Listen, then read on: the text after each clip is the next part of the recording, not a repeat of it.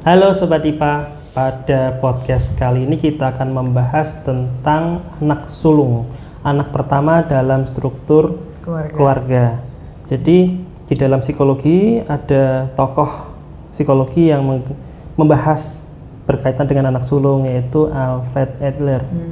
Ya, jadi Adler ini satu-satunya tokoh yang kemudian mempertimbangkan urutan kelahiran, Pak. Kalau di video sebelumnya kita sudah membahas mengenai anak kedua, nah kali ini kita coba angkat lagi mengenai anak pertama atau anak sulung. Kan kemarin itu saya bercerita mengenai Adler yang berposisi sebagai anak kedua, dan dia punya perasaan ingin mengungguli kakaknya yang anak pertama, begitu ya. Nah, bagaimana sudut pandang Adler mengenai anak pertama? Jadi anak pertama ini, Pak, dipandang sama Adler adalah anak yang sebetulnya tunggal di awal kehidupannya. Bagaimana kemudian keluarga, orang tua, ya ayah dan ibu bisa memberikan perhatian yang full.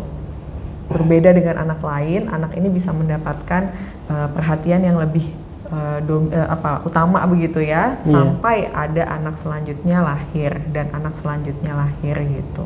Disclaimer dulu ya, jadi ada perbedaan-perbedaan di dalam keluarga, jadi tidak bisa diklaim anak pertama di keluarga tertentu sama dengan anak pertama di keluarga yang lain, tetapi kurang lebih gambaran umumnya itu ya kurang lebih sama, ya, ada mirip, poin, ada polanya, ada benang merahnya. Pola yang mirip. Adler ini mengembangkan atau menyatakan teori ini tuh berdasarkan hasil observasinya dia selama berpraktek bertahun-tahun ya, dan menyatakan bahwa urutan kelahiran ini berdampak pada pembentukan kepribadian, ya termasuk karakter seorang individu gitu. Nah, si anak sulung ini yang di tahun-tahun awal kehidupannya dia mendapatkan perhatian yang sempurna lah ya, nyaris sempurna dari orang tuanya itu, dia kemudian akan menjadi orang yang punya standar nilai moral keluarga yang paling mirip sama bapak ibunya. Karena waktu anak tunggal pada waktunya itu kan berarti dia,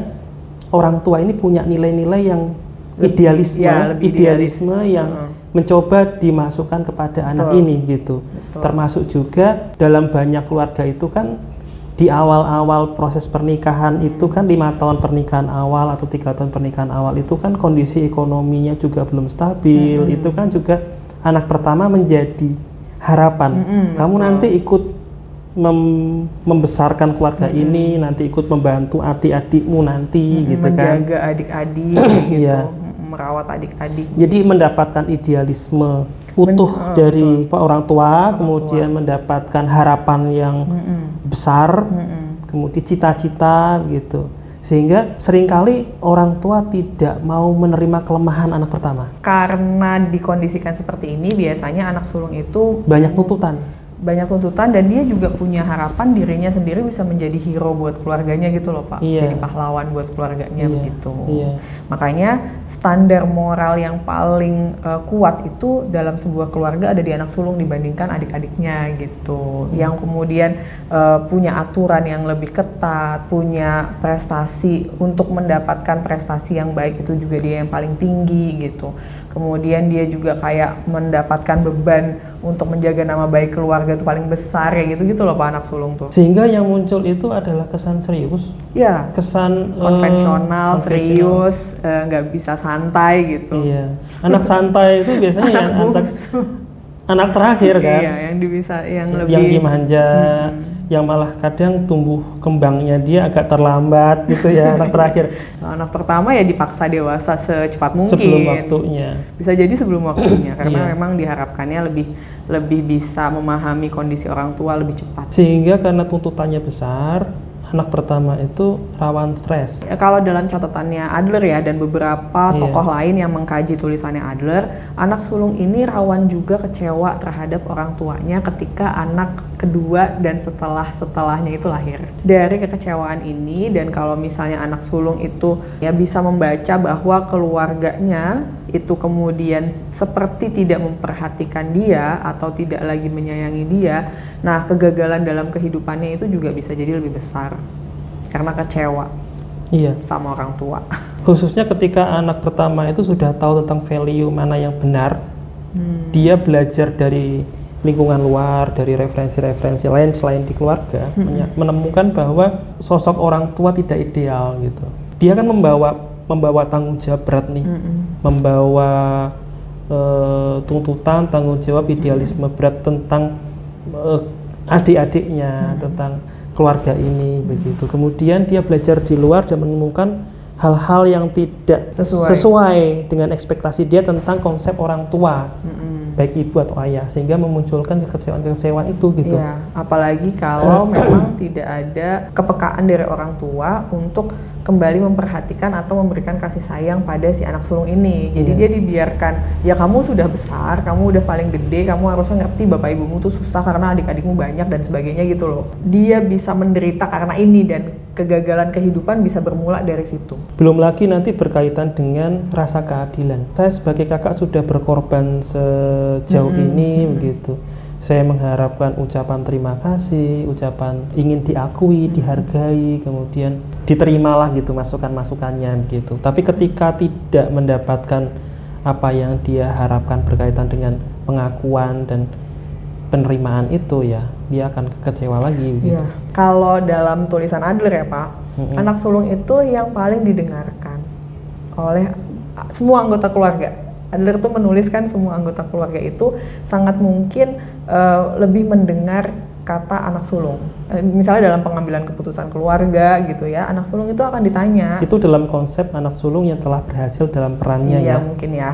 Ya. Tapi karena yang juga banyak di luar sana anak sulung yang memang tidak mampu mengejar ekspektasi orang tua sehingga dia ya memang antara hilang atau tidak punya motivasi begitu. Iya, bahkan beberapa juga kalau kata Adler itu ya sampai pada melarikan diri di kayak adiksi narkotika atau alkohol gitu ya. Kalau misalnya memang tadi kekecewaannya itu ya memang nggak terobati gitu loh. Karena dia serius, karena dia harapannya juga tinggi, terkadang dia punya daya saing yang tinggi. Iya, memang seperti itu. Nah, kalau ini berkaitan dengan rezeki, kadang kan kita nggak tahu ya rezeki kan, tiba-tiba anak kedua, anak ketiga itu berezeki lebih baik, maka perasaan sakit itu juga bisa muncul.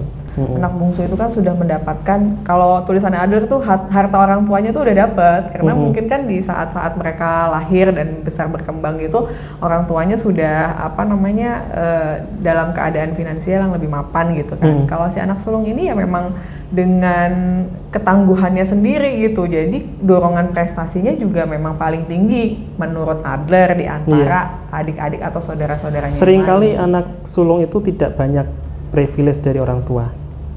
Iya, anak kedua dapat privilege dari orang tua dan kakaknya. Anak terakhir itu dari kakak-kakaknya, kan gitu. Anak sulung itu mencoba mencari jalan sendiri, babat alas gitu.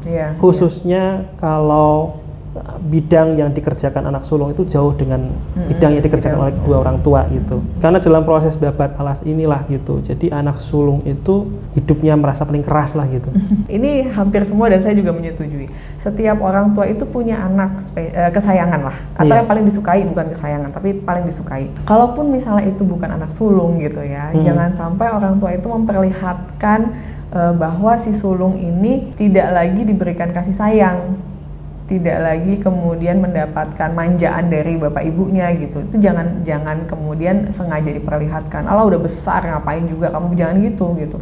Karena tetap aja si sulung ini mengharapkan penerimaan, cinta kasih bapak ibunya, yang dia bisa sangat cemburu ketika bapak ibunya tuh lagi ngasih ke adiknya, apalagi si bayi yang anak terakhir gitu ya. Jangan memupuk untuk membuat anak ini menjadi kecewa, kemudian hidupnya gagal gitu loh. Terus sebagai orang tua itu, terkadang ketika anak sulungnya ini bisa diandalkan, dia tuh terlena gitu, terlena untuk bekerja keras. Padahal mau bagaimanapun dia anak sulung, anaknya gitu. Jangan segala sesuatu diserahkan kepada anak. Itu membuat orang tua kehilangan peran, dan ini mau lambat atau cepat anak sulung akan mengalami kekecewaan karena merasa perjuangannya itu ya dia sendiri yang membawa begitu. Orang tua kan jadinya kakakmu aja gitu.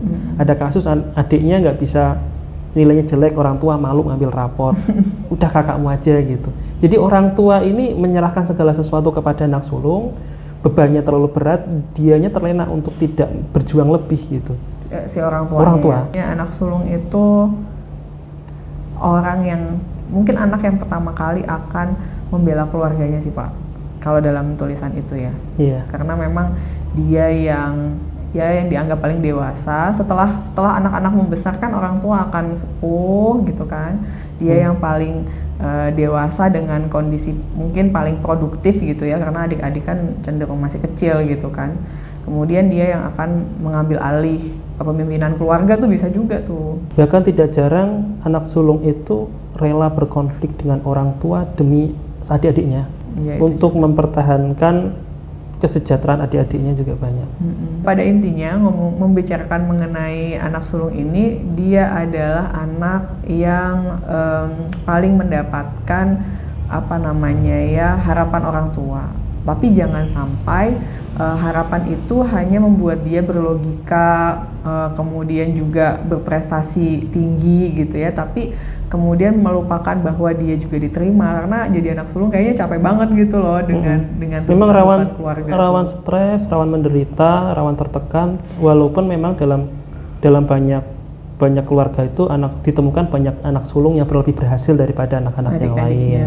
Tetapi ketika saudara-saudaranya itu sudah tumbuh dewasa, kita perlu ketahui bahwa masing-masing dari saudara itu punya tanggung jawab terhadap dirinya sendiri gitu. Seringkali anak sulung itu menjadi lebih bertanggung jawab kepada adik-adiknya, walaupun adik-adiknya itu sudah berkeluarga, sudah dewasa. Nah, itu konsep yang harus diluruskan itu. Kalau menjadi ini mungkin ya figur yang kemudian dicontoh gitu ya, atau dihormati gitu ya. Jadi ketika adik-adiknya punya masalah, datang kepada anak sulung, karena anak sulung menggantikan bapak ibunya mungkin ya, yang sudah mungkin terlalu sepuh atau malah mungkin sudah tidak ada gitu ya. Tapi bukan berarti anak ini tidak mendapatkan kasih sayang lagi atau tidak membutuhkan kasih sayang dan penerimaan lagi gitu loh Pak. Ada satu jurnal yang membahas mengenai anak sulung itu yang lumayan banyak gitu, tapi pada intinya adalah anak ini pernah menjadi tunggal. Dia kemudian hidupnya berubah ketika adik-adiknya lahir. Jadi ya tetap butuh disayangi, tapi mungkin hadiah lainnya untuk anak sulung adalah bukan proses tapi penghargaan dan wibawa di hadapan adik-adiknya. Dari semua pengorbanan anak sulung itu, ketika dapat pengakuan dan penghargaan itu udah cukup gitu. Kadang dia cukup dengan dihargai ke pengorbanannya itu. Anak-anak sulung yang rebel itu adalah jika pengorbanannya itu tidak dihargai. Orang tuanya dianggap mungkin menelantarkan atau mengabaikan, atau fokus kepada saudara-saudaranya yang lain. Setelah punya anak-anak yang lain ya. Iya. Mungkin itu podcast kali ini berkaitan dengan anak sulung. Semoga memberikan wawasan dan bermanfaat.